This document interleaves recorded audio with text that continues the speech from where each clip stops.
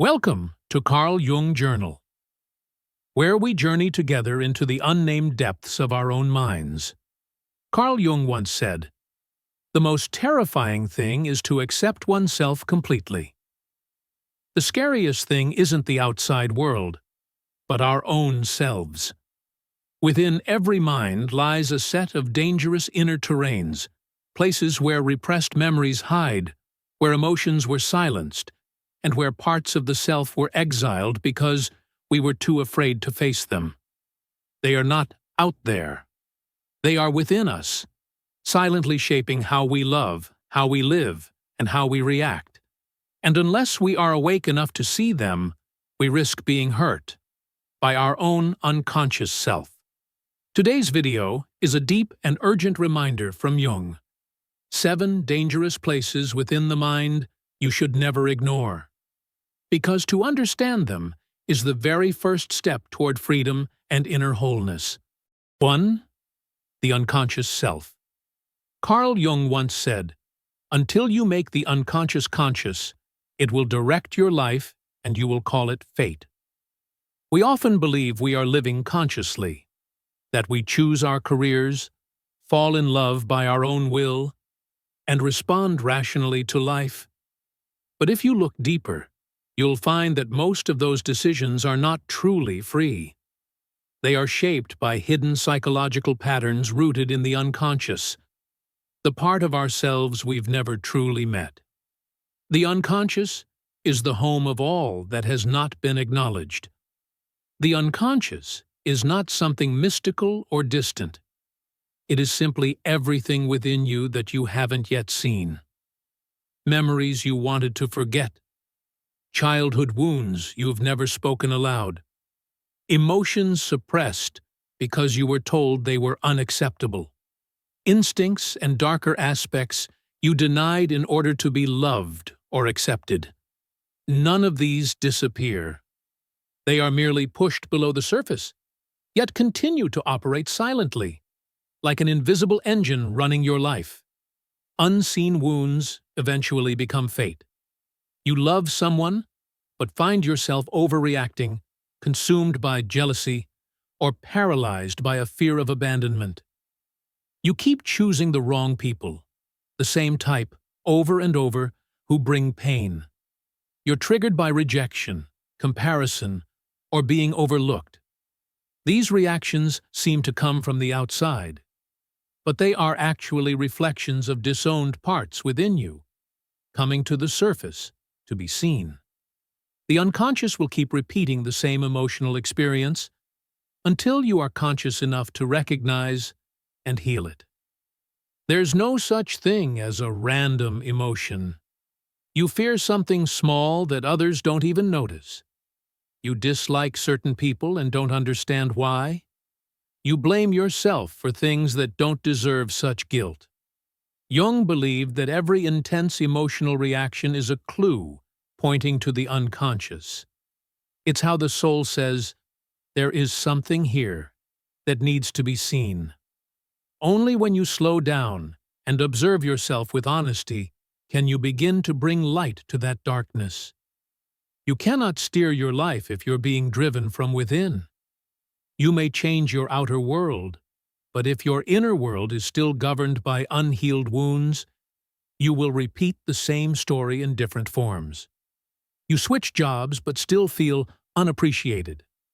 You change partners but still feel not loved enough. You move somewhere new but still feel life is exhausting. That is not destiny. That is the unconscious, still unrecognized. The light of awareness is the beginning of freedom. Jung did not teach us to avoid our darkness. He taught us to shine a light into it. Because only when you name what was once denied can it stop ruling your life from the shadows. And only then can you begin to live as a conscious human being, rather than a shadow repeating someone else's script. 2. The shadow Carl Jung called the shadow, the part of the psyche we do not wish to acknowledge. But it never disappears. It lives in your sudden anger, your hidden jealousy, That quiet discomfort you feel when someone else succeeds. And in those moments, when you say, "I don't know why I acted that way," because the shadow isn't an enemy outside you. It's a part within you, buried deep in the unconscious long ago. We were raised to be good, to be obedient, to be worthy of love. And over time, the parts labeled bad, selfishness, anger, envy, wildness, instinct, were suppressed, denied, buried. But what we reject doesn't vanish. It simply gets cast into the shadow. And what we refuse to face returns in another form. Jung warned, "The shadow that you refuse to face will become your destiny." Have you ever felt your reaction was too much? Disliked someone without understanding why? Felt triggered by something seemingly minor? These are signs that the shadow is active. Not because the other person is wrong, but because they unknowingly touched a part of you you don't want to see. The shadow operates through emotional reactivity. And the more we reject it, the louder it becomes. Like a child locked away too long, now banging on the door to be seen. The arrogant person who irritates you. Maybe it's because you too crave recognition, but deny it. The weak one who frustrates you. Maybe you're afraid of your own vulnerability. The selfish one you judge. Maybe they mirror a wound or a truth you once disowned in yourself. The shadow often hides behind judgment. And the more we condemn others, the more we must ask, what is this reaction trying to show me about myself? The shadow doesn't need your control. It needs your awareness. When you can recognize envy, fear, desire, rage, not as flaws, but as human, you begin to integrate them in healthy ways. They no longer control you, because now you can say, that too is part of me. And the paradox of darkness is this. When you finally dare to face it, it stops being frightening. In Jungian psychology, true maturity doesn't come from rejecting the shadow, but from integrating it into the conscious self. This is the path to wholeness, where you're no longer just the ideal version society asks for, but the real you complete with both light and shadow. And only then can you begin to live authentically, no longer ruled by the unnamed parts of your soul. 3. The social mask, persona. If the shadow is the part of you you don't want to see, then the persona is the part you create for others to see. Carl Jung described the persona as the mask we wear, not to deceive, but to survive in society. It's how you behave at work, the polite smile at a gathering, the image you craft on social media, the posture you hold to fit in with culture, family, expectations.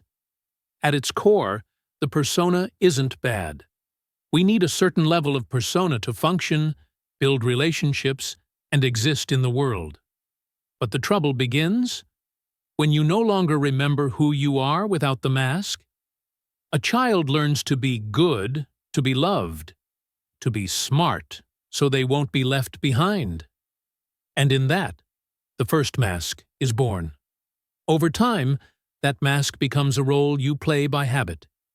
You become the perfect child, the helpful friend, the sweet partner, the exemplary co-worker, until one day you no longer know what is real and what the role was supposed to want.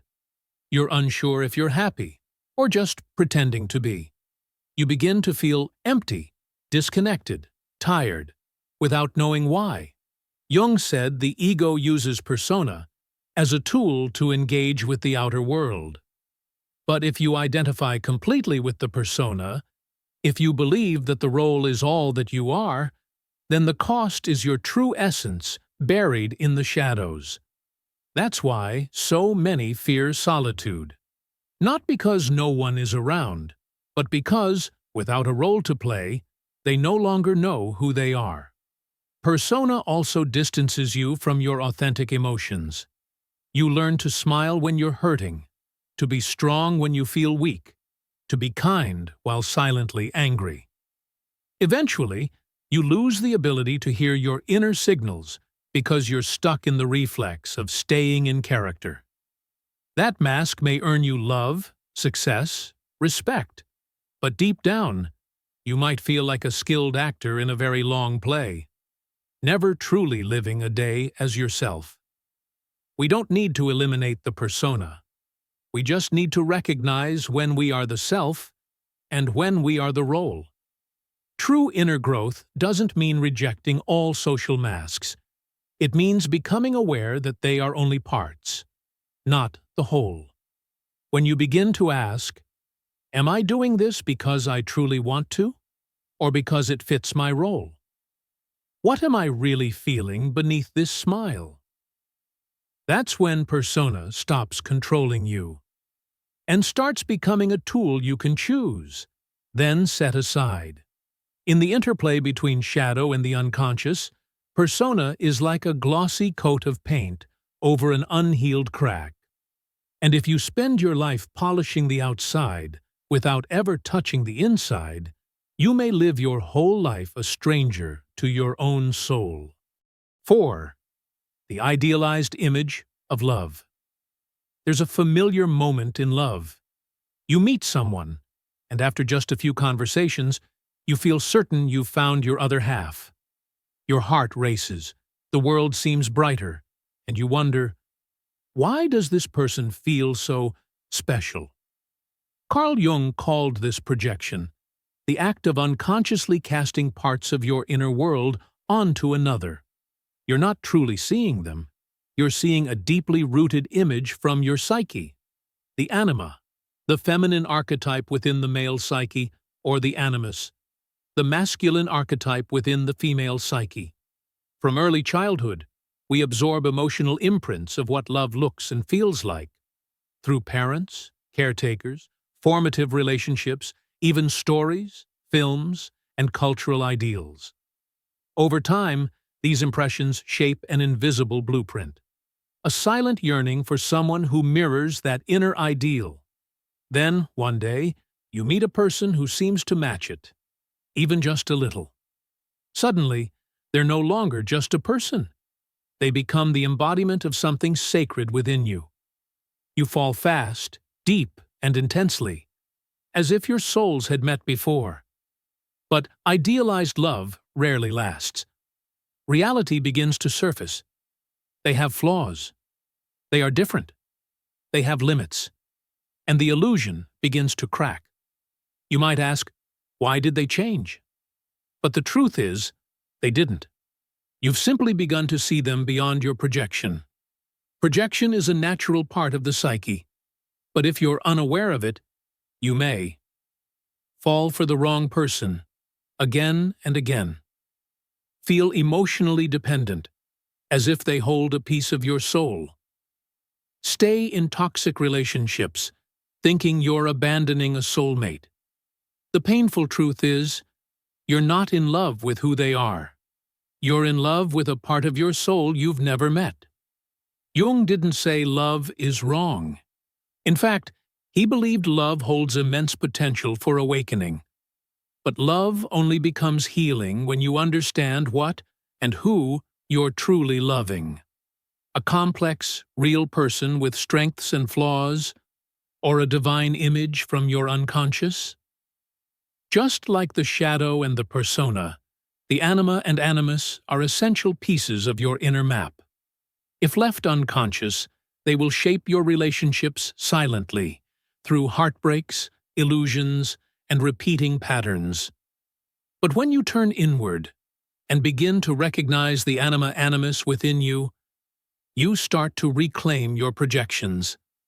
And for the first time, you can truly see the person standing before you, not as a symbol, but as themselves.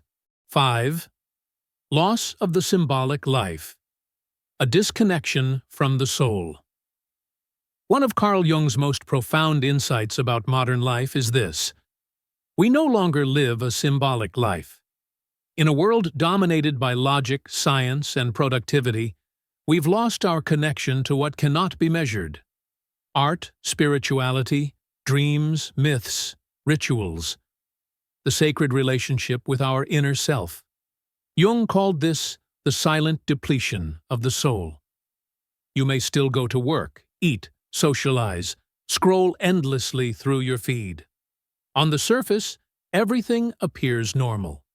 But deep within, you sense an unnameable void, a quiet meaninglessness you can't explain. You feel like you're alive, but not truly living. Not because you lack material things, but because you lack symbols. According to Jung, the soul cannot be healed by logic. It is touched through images, sound, expression, meditation, dreams, and moments of connection beyond the ego.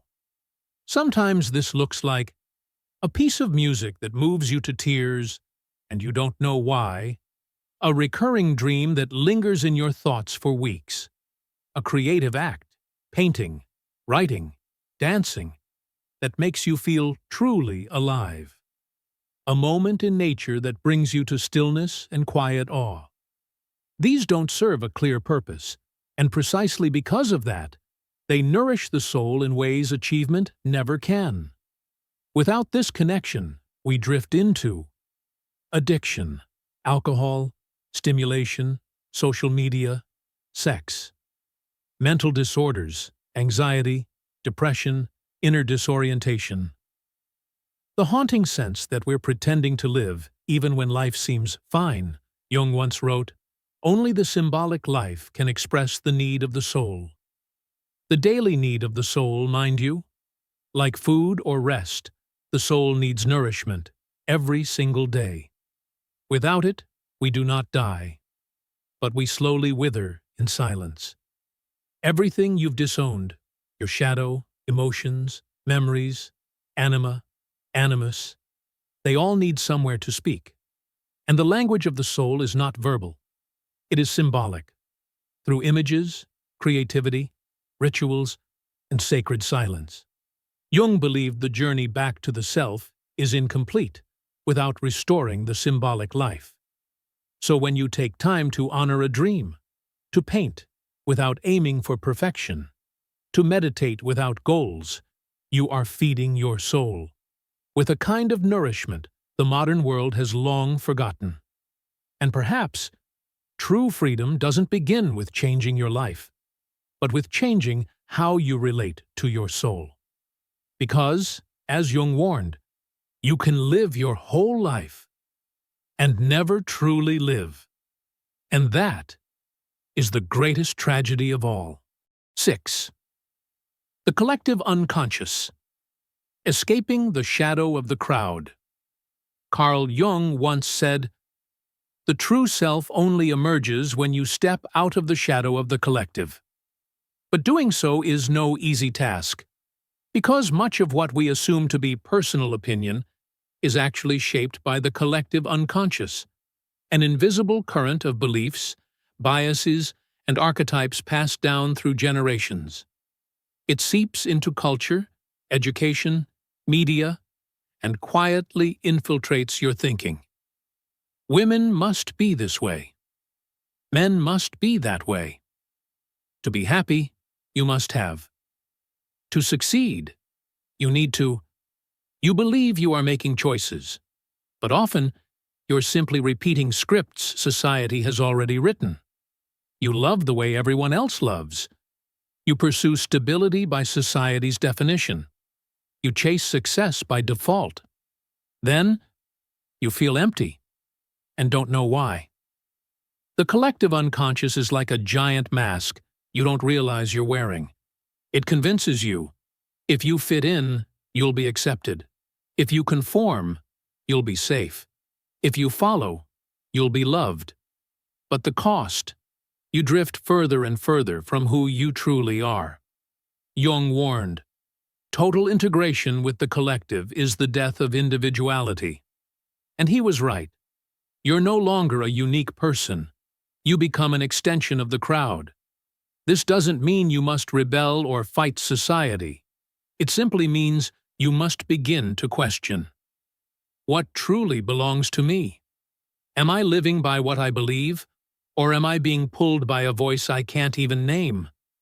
When you dare to step outside the shadow of the collective, you begin to hear a very quiet, but very real voice from within, and you begin to live a life that doesn't require permission, validation, or repetition. A life where you no longer need to prove yourself, because being yourself is finally enough. Jung believed that the true self only awakens after you pass through the darkness of conformity, because the authentic self isn't built from the outside.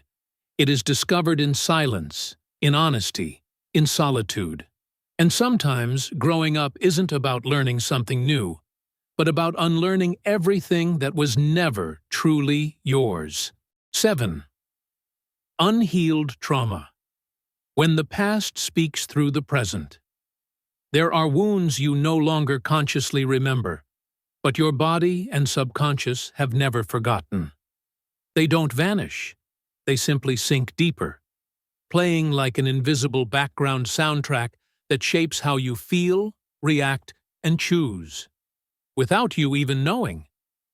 A single careless comment might trigger an outsized reaction.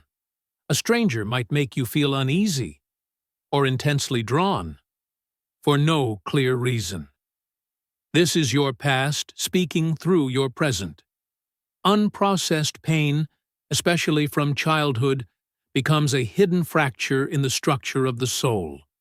The more you try to forget it, the more silently it repeats. You might find yourself repeatedly drawn to familiar relationship patterns. The controlling partner, the emotionally distant one, the one who makes you feel small. You think it's just your type. But in truth, it's your wounds seeking a way to surface. Carl Jung believed that what repeats always carries a message. If the same kind of pain keeps returning, it's not because you deserve it, but because your soul is begging to be healed. Avoiding pain only turns you into someone who runs from themselves. But when you sit down, bravely, honestly, and begin to name what once hurt you, you reclaim the power to shape your own life. Jung emphasized, there is no wholeness without walking through pain. Facing your wounds does not make you weak. It is the act of someone finally beginning to love themselves deeply. Healing isn't about erasing memory. It's about changing your relationship with it. Not blaming, not avoiding, but looking back with compassion and understanding. Because in the end, the parts of you that were hurt don't need to be erased. They just need to be seen, acknowledged, and loved the right way. Thank you for walking with Carl Jung Journal through this journey into the hidden depths of the psyche. If today's reflections touched something within you, leave a like, share it with someone else searching for a way back to themselves, and don't forget to subscribe so you won't miss the next exploration. We'll see you in the next video, where we'll keep casting the light of awareness into the forgotten corners of the soul. Stay rooted in your inner stillness and never stop listening to yourself. Thank you, and see you soon.